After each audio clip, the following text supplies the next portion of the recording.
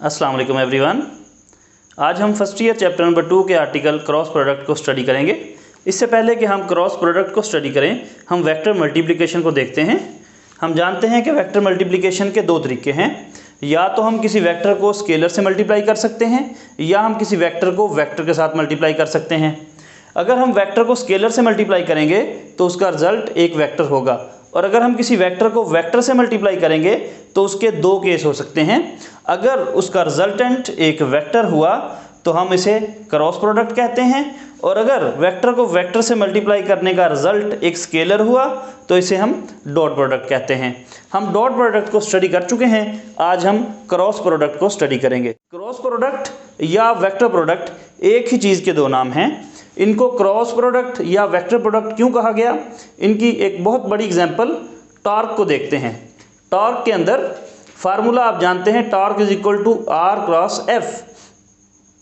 इसमें यहाँ पर हम एक साइन यूज़ कर रहे हैं जो कि क्रॉस का साइन है, इसलिए हमने इसको क्रॉस प्रोडक्ट कहा। जबकि आप जानते हैं कि डॉट प्रोडक्ट वाले आर्टिकल में हमने स्टडी किया था कि work is equal to F dot D, तो हमने वहाँ पर डॉट लगाया था, इसलिए हमने उसका नाम डॉट प्रोडक्ट रखा था। यहाँ पर हम क्रॉस लगाते हैं, इसलिए इन क्वांटिटीज़ को हम क्रॉस प्रोडक्ट वाली क्वांटिटीज़ कहते हैं।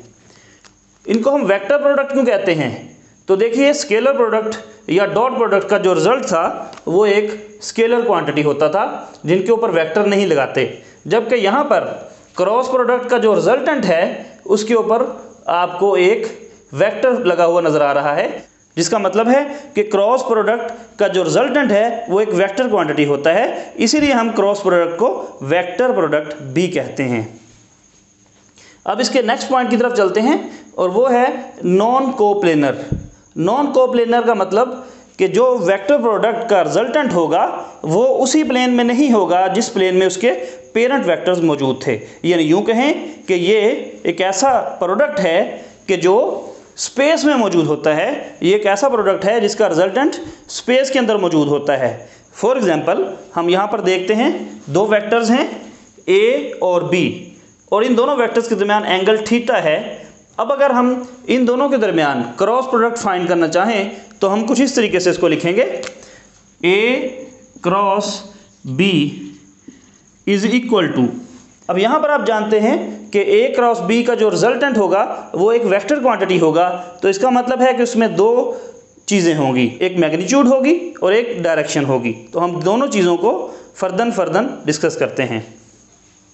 तो सबसे पहले हम इसकी मैग्नीट्यूड के फार्मूले की तरफ चलते हैं। इसका फार्मूला होगा ए बी साइन थीटा, तो ये हो गया इसका मैग्नीट्यूड का फार्मूला।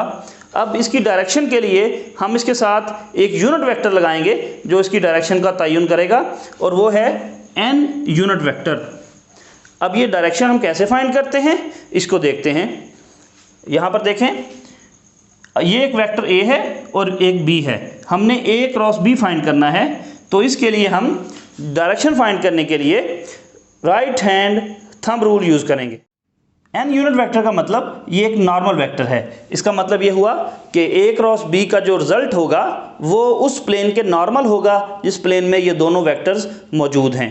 यानी जिस प्लेन में दोनों पेरेंट वेक्टर्स मौजूद हैं तो रिजल्टेंट उस प्लेन में नहीं होगा बल्कि स्पेस में चला जाएगा, यानी नॉन कोप्लेनर होगा, यानी उस प्लेन के नॉर्मल होगा। फॉर एग्जांपल अब ये एक वाइट बोर्ड है, इसके अंदर ये दो वेक्टर्स पड़े हैं ए और बी। अगर इसका रिजल्टेंट फाइंड करना हो और उसकी डायरेक्शन देखनी हो तो वो इसके नॉर्मल होगी, यानी आउट ऑफ द प्लेन या इन ऑफ द प्लेन। रिजल्टेंट की डायरेक्शन फाइंड करने के लिए यानी एन यूनिट वेक्टर की डायरेक्शन फाइंड करने के लिए हमारे पास एक रूल है, राइट हैंड थंब रूल। तो राइट हैंड थंब रूल जो है वो हम यहाँ पर इंप्लीमेंट करेंगे, और उसका तरीका क्या है, हम यहाँ पर देखें हमने लिखा है ए क्रॉस बी, तो जो वेक्टर हमने पहले लिखा है उस वेक्टर के अलोंग हम अपना हाथ रखेंगे जो कि दायां हाथ होगा। तो यहाँ पर देखिए ये वेक्टर ए है, ये पहले लिखा गया है, तो इसलिए मैंने अपना दायां हाथ जो है इस वेक्टर के ऊपर उसके अलोंग रख दिया। अब मैंने क्या करना है, जो वेक्टर बी है उसकी तरफ अपनी उंगलियों को घुमाना है, अपनी उंगलियों को वेक्टर बी की तरफ घुमाना है, और जो मेरा अंगूठा है वो मुझे डायरेक्शन देगा मेरे रिजल्टेंट वेक्टर की। तो यहाँ पर देखिए ये मेरा राइट हैंड है, तो ये वेक्टर ए के लॉन्ग मैंने रख दिया। अब वेक्टर बी ऊपर है तो मैं इस उंगलियों को ऊपर की तरफ रोटेट कर रहा हूँ। तो देखिए मेरा जो अंगूठा है वो आउट ऑफ द प्लेन यानी इस वाइट बोर्ड से नॉर्मल की तरफ इशारा कर रहा है। तो इसका मतलब इस वेक्टर के जो रिजल्टेंट है उसकी direction out of the plane होगी। अब क्योंकि ए वेक्टर और बी वेक्टर का जो क्रॉस प्रोडक्ट है उसका जो रिजल्टेंट आया है वो आउट ऑफ द प्लेन है यानी नॉर्मल टू द प्लेन है, तो इसको हम 2D के अंदर, क्योंकि ये जो वाइट बोर्ड है ये 2 डायमेंशनल है और हमारे पास जो रिजल्टेंट है वो 3 डायमेंशनल में आया है, तो इसको हम ड्रा करने के लिए इस तरीके से हम ड्रा कर सकते हैं इसको। तो इसका मतलब आउट ऑफ द प्लेन ही होगा या नॉर्मल ही होगा। और ये हमारे पास जो वेक्टर आया है ये ए क्रॉस बी वेक्टर है यानी हमारा रिजल्टेंट वेक्टर है, और इसकी ये वाली जो डायरेक्शन है ये नॉर्मल वेक्टर वाली डायरेक्शन है। अब हम देखते हैं एक स्पेशल केस। लेट्स सपोज दो वेक्टर्स हैं, उनके दरमियान क्रॉस प्रोडक्ट हमने लिया ए क्रॉस बी और उसका जो रिजल्टेंट है वो नल वेक्टर आ गया, क्योंकि नल वेक्टर भी एक वेक्टर होता है। तो उस सूरत में हमारा जो रिजल्टेंट है उसकी डायरेक्शन क्या होगी, क्या वो प्लेन में होगा या स्पेस में होगा। आइए इसके बारे में जानते हैं। अगर हमारा रिजल्टेंट नल होगा तो फिर वो प्लेन में भी हो सकता है, वो स्पेस में भी हो सकता है। क्यों? क्योंकि नल वेक्टर की डायरेक्शन आर्बिट्रेरी होती है जो हमें मालूम नहीं।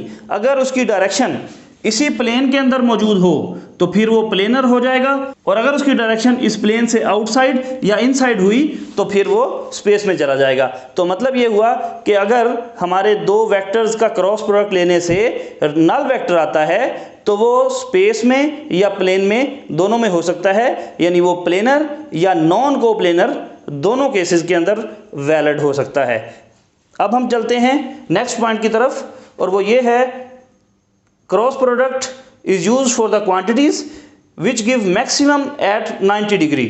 देखिए हमने स्केलर प्रोडक्ट यानी डॉट प्रोडक्ट वाले आर्टिकल में स्टडी किया था कि डॉट प्रोडक्ट या स्केलर प्रोडक्ट हम उन क्वांटिटीज़ के लिए यूज़ करते हैं कि जिनके पेरेंट वेक्टर्स के दरमियान अगर 0 डिग्री हो तो वो मैक्सिमम आंसर देते हैं। जैसा कि वर्क हमने देखा था कि अगर फोर्स और डिस्प्लेसमेंट इन दोनों के दरमियान 0 डिग्री हो यानी ये दोनों पैरेलल हों तो फिर हमें मैक्सिमम वर्क मिलता है। सारा का सारा जो फोर्स है वो डिस्प्लेसमेंट कवर करने में यूज़ हो जाता है। अब यहाँ पर इसके बिल्कुल बरअक्स है, क्रॉस प्रोडक्ट में क्रॉस प्रोडक्ट हम यूज़ ही उन क्वांटिटीज़ के लिए करते हैं कि जिनके पेरेंट वेक्टर्स के दरमियान अगर राइट एंगल हो या 90 डिग्री का एंगल हो और उस वक्त वो हमें मैक्सिमम वैल्यू देते हैं, मैक्सिमम आउटपुट देते हैं, तो उन क्वांटिटीज़ के अंदर हम क्रॉस प्रोडक्ट को यूज़ करते हैं। फॉर एग्जांपल हमने टॉर्क को डिस्कस किया था, तो टॉर्क के लिए लेट्स सपोज ये हमारे पास एक दरवाज़ा है जो कि कब्ज़ों के ज़रिए दीवार के साथ जुड़ा हुआ है, और ये जब रोटेट करते हैं हम इसको, फॉर एग्जांपल इसकी रोटेशन को देखते हैं। इसकी रोटेशन इस तरह, ये दरवाज़ा इस तरह ओपन हो रहा है, तो दरवाज़ा जिस एक्सिस के इर्द गिर्द घूम रहा है उसको हम एक्सिस ऑफ रोटेशन कहेंगे, जबकि जिस पॉइंट पर हम दरवाजे के ऊपर फोर्स लगा रहे हैं उसको point of action of force कहते हैं। लेट्स सपोज मेरे पास ये एक पॉइंट है जिसको हम P कह सकते हैं, ये पॉइंट है जिसके ऊपर फोर्स लग रही है। तो point of action of force से लेकर एक्सिस ऑफ रोटेशन तक का जो परपेंडिकुलर डिस्टेंस है उसको हम मूवमेंट आर्म कहते हैं। ये चीज़ें हम नेक्स्ट आर्टिकल में इंशाल्लाह तफसील से डिस्कस करेंगे। तो लेट्स सपोज ये वाला point of action of force है, तो यहाँ से लेकर एक्सिस ऑफ रोटेशन तक का जो परपेंडिकुलर डिस्टेंस बन रहा है ये हमारे पास मूवमेंट आर्म होगा। मूवमेंट आर्म को हम R से शो करते हैं। अब यहाँ पर हम जो फोर्स लगा रहे हैं अब उसकी डायरेक्शन हमें बताएगी कि हमारा जो रिजल्टेंट है या हमारी जो आउटपुट है वो कितनी होगी। फॉर एग्जांपल यहाँ मेरे पास एक दरवाज़ा है, लेट्स सपोज ये एक दरवाज़ा है। अब इस दरवाजे के ऊपर मैं जो फोर्स लगाता हूँ वो फोर्स डिसाइड करेगी, उसका एंगल डिसाइड करेगा कि हमारे पास ये दरवाज़ा ओपन या क्लोज हो सकता है या नहीं हो सकता। फॉर एग्जांपल ये एक दरवाज़ा है, इसको हमने ओपन करना है, ये इसकी एक्सिस ऑफ रोटेशन है, इसको मैंने यहाँ से पकड़ लिया, ये एक्सिस ऑफ रोटेशन है इसकी।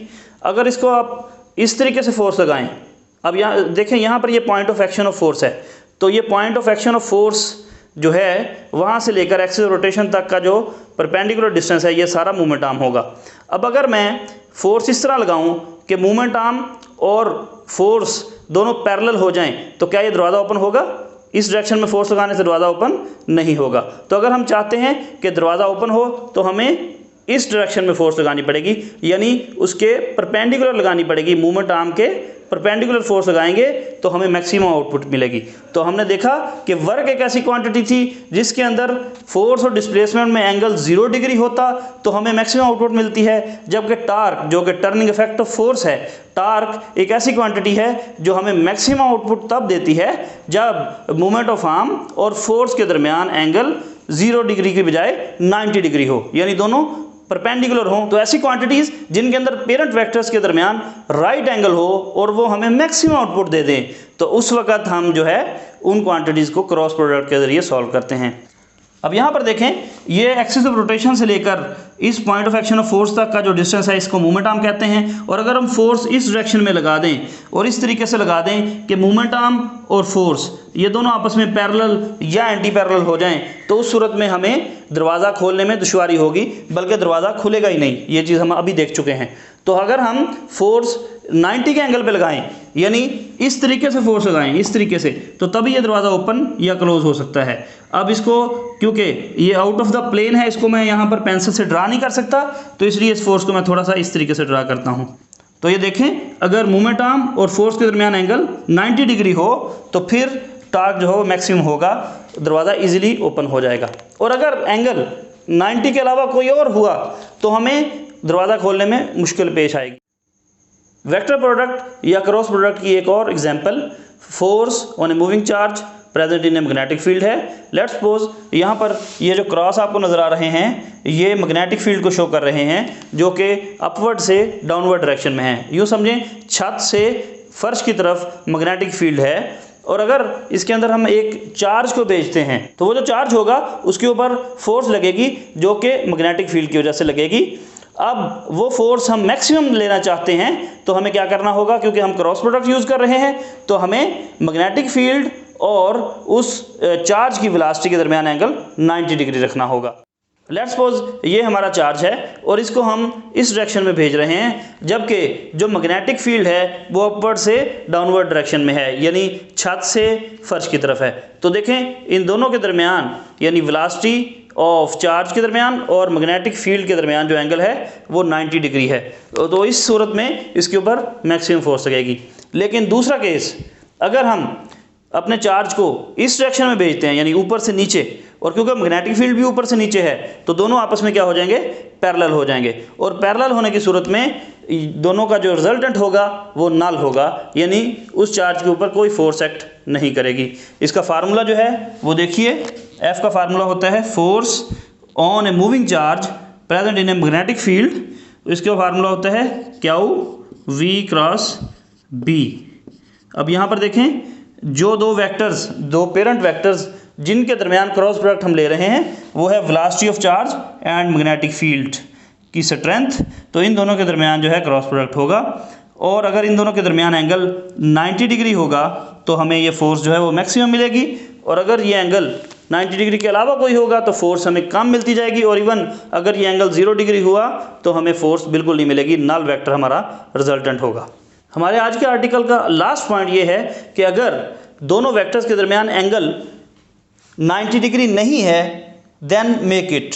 तो मतलब जिस तरीके से याद करें, हमने डॉट प्रोडक्ट वाले आर्टिकल में स्टडी किया था कि अगर वो क्वांटिटीज़ जिनके दरमियान हम डॉट प्रोडक्ट ले रहे हैं उनके दरमियान एंगल 0 डिग्री नहीं है तो फिर हम वो 0 डिग्री बनाते हैं। और वो कैसे बनाते हैं, हम प्रोजेक्शन ड्रा करते हैं। सेम वही काम यहाँ पर होगा।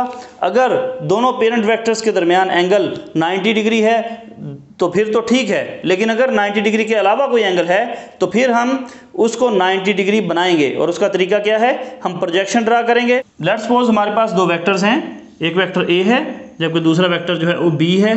इन दोनों के दरमियान हम क्रॉस प्रोडक्ट ले रहे हैं जब इनका एंगल थीटा है।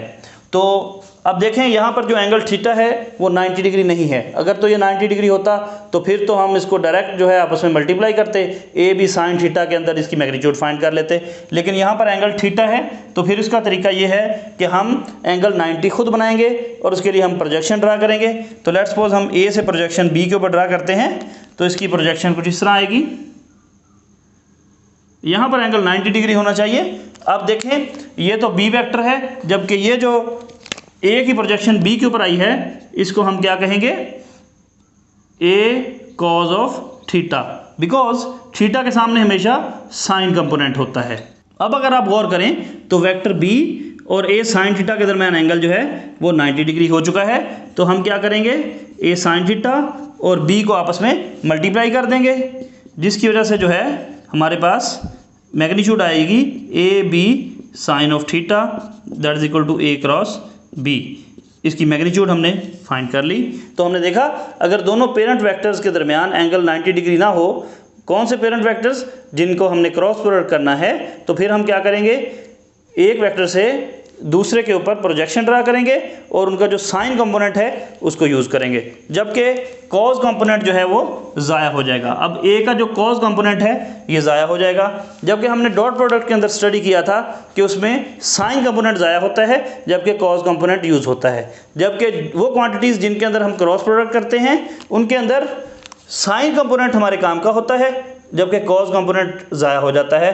तो हम अगर मैक्सिमम आउटपुट चाहते हैं तो हमें एंगल 90 डिग्री रखना होगा या 90 के करीब करीब रखना होगा, ताकि उसका साइन कंपोनेंट ज़्यादा से ज़्यादा आए। जितना साइन कंपोनेंट ज़्यादा होगा उतनी हमें आउटपुट ज़्यादा मिलेगी, और जितना साइन कंपोनेंट कम होगा उतना ही कॉज कंपोनेंट ज़्यादा होगा, और कॉज कंपोनेंट जो है वो ज़ाया हो जाता है। इसलिए क्रॉस प्रोडक्ट वाली क्वांटिटीज़ के अंदर मैक्सिमम आउटपुट लेने के लिए हमें एंगल 90 डिग्री या उसके करीब करीब रखना होगा।